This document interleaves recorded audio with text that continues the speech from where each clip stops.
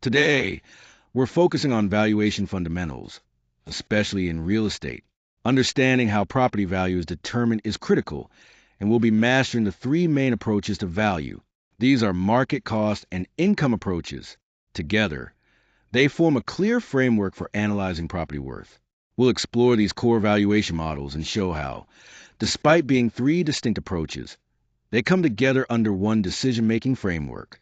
Ultimately, this helps us understand exactly how value gets measured in real estate, laying a solid foundation for all our future analysis. Here, we're looking at why using three different valuation approaches is so important. First, it's essential to understand that a single property can generate three different value estimates, and the true insight comes from understanding why these differences exist. Professionals don't just rely on one method.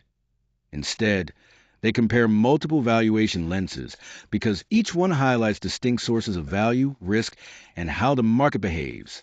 The first key point is that no single valuation method fits every type of property. For example, homes, new builds, and rental properties each require a different primary lens to capture their unique characteristics accurately. Second, cross-checking across methods improves credibility. By using multiple approaches, you can test whether your valuation conclusions are reasonable and well-founded. Lastly, different methods reveal different risks. Market pricing, replacement cost, and income performance tend to move independently rather than in perfect sync. By understanding these differences, you can get a more comprehensive picture of a property's value and its underlying risks. This multifaceted approach is fundamental to reliable valuation. Here we're looking at the first approach to property valuation, which is the sales comparison method.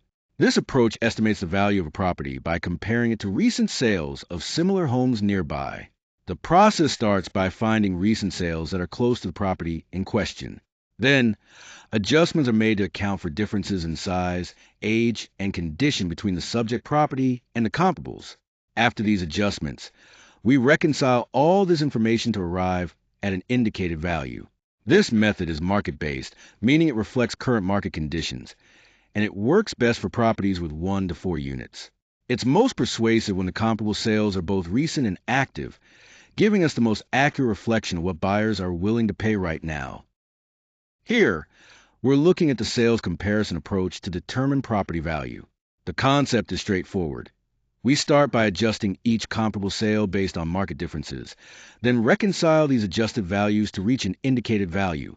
The core formula we use is adjusted comp value equals the sale price plus or minus any market adjustments. For example, comp A sold for $410,000, but after accounting for its inferior size and older condition, we add $15,000, bringing its adjusted value to $425,000. Comp B sold for $435,000, but because it has a superior lot and a renovated kitchen, we subtract $5,000 to make it comparable, adjusting it to $430,000. Comp C sold for $420,000. However, due to its smaller garage and weaker location, we add $10,000, arriving at $430,000 as well. When we weigh these adjusted values, most support clusters fall between $425,000 and $430,000, leading us to an indicated value of about $428,000. The key takeaway here is that we adjust for specific differences among comps rather than just averaging the sale prices, ensuring a more accurate and fair valuation. The cost approach is all about figuring out what would cost to buy the land and build the property from scratch today. Then, from that total, we subtract the value lost due to things like age, wear, and any obsolescence. The core logic here is simple. Start with the land value, add the replacement cost of the building, and then deduct depreciation.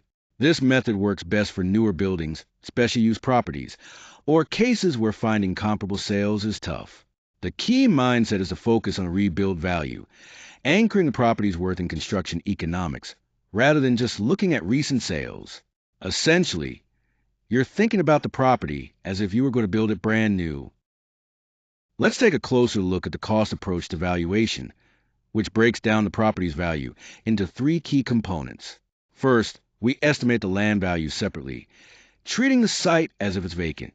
This is based on recent comparable land sales, adjusted for location, which in this case comes to $140,000. Next, we calculate the replacement cost new for the improvements, which means figuring out how much it would cost to build a similar structure today. Here, that's 2,000 square feet multiplied by $180 per square foot, totaling $360,000. Finally, we subtract depreciation, which accounts for any loss in value due to physical wear, functional obsolescence, or external factors affecting the market. This depreciation is estimated at $45,000. Putting it all together, the formula is simple. Value equals land plus improvements minus depreciation. So we add $140,000 to $360,000, then subtract $45,000, arriving at an indicated property value of $455,000 using the cost approach. This method gives us a clear math-based estimate by focusing separately on the land, construction costs, and depreciation. With the income approach, we're focusing on valuing a property based on the income it can generate.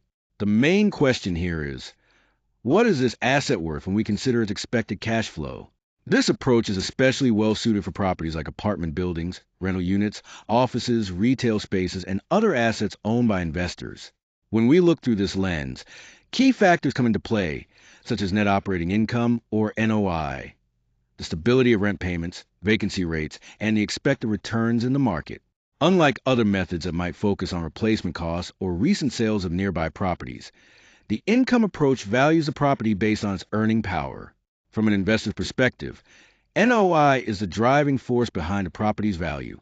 This approach is most relevant when buyers are purchasing an investment for its income potential, not merely the physical space itself. It's all about the cash flow and the returns that asset can consistently produce. Here, we're focusing on the income approach, which is a fundamental method for valuing income-producing properties by converting their income into value through capitalization of the net operating income, or NOI. The core equation that drives this approach is straightforward. Value equals NOI divided by the capitalization rate, or cap rate. First, we start with the net operating income, which is the income a property generates after subtracting vacancy losses and operating expenses. It's important to note that we exclude debt service and income taxes from this calculation because NOI represents the income purely from the property's operations. Mathematically, NOI is equal to effective gross income minus operating expenses. Next, we look at the capitalization rate, which reflects the market yield expected from similar income-producing properties. This rate is influenced by market conditions and investment risk, and here it's given as 6%. Remember, a higher cap rate typically signals a lower value for property because investors demand a higher return for greater risk. Finally, by dividing the stabilized NOI by the cap rate, you get the indicated value of the property. This direct capitalization method works best for properties with steady, predictable income. For example, if the NOI is $120,000 and the cap rate is 6%, the property's value would be $2 million. To sum up, if income goes up, value goes up, but if the cap rate rises, value goes down. When deciding which valuation approach to use, it's important to choose the method that best fits the specific asset, the market it's in, and how buyers perceive its value. We call this the decision lens, focusing on 3 key fits.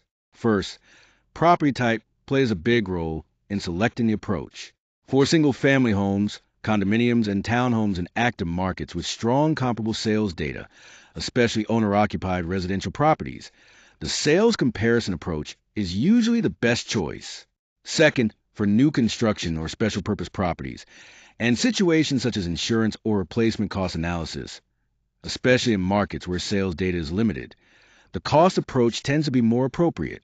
Third, for apartment buildings, office, retail, and industrial assets that are investor-owned and where transactions are driven by rental income and yield, the income approach is a preferred method. So, by aligning the use case with the property type and market conditions, we can select a valuation method that offers the most accurate and relevant estimate of value. When appraisers reconcile these 3 values, they don't just average them out blindly. Instead, they carefully weigh each result based on how relevant the data is, the quality of that data, and how well it fits the specific property type. Looking to 3 approaches, The sales comparison method gives us a value of $418,000. This approach is typically the strongest signal when recent comparable sales are reliable and relevant. Then we have the cost approach, which comes in at $432,000. This method is especially useful when we can support the land value and replacement costs with solid data. Lastly, the income approach yields $405,000. This is most important when pricing is driven by investor behavior, such as rental income or cash flow considerations. Now, when deciding how to weight these methods, we prioritize the one buyers in the current market would trust the most. Here, sales comparison gets the largest weight at 60%, since it reflects recent market activity. The cost approach is weighted at 25%, and the income approach at 15%.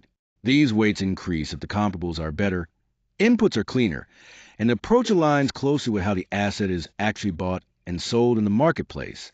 Putting all this together, the final reconciled market value is $420,000. This figure isn't just a simple average of the three methods, but a well-supported conclusion based on judgment and mathematical weighting to reflect the most accurate estimate of value.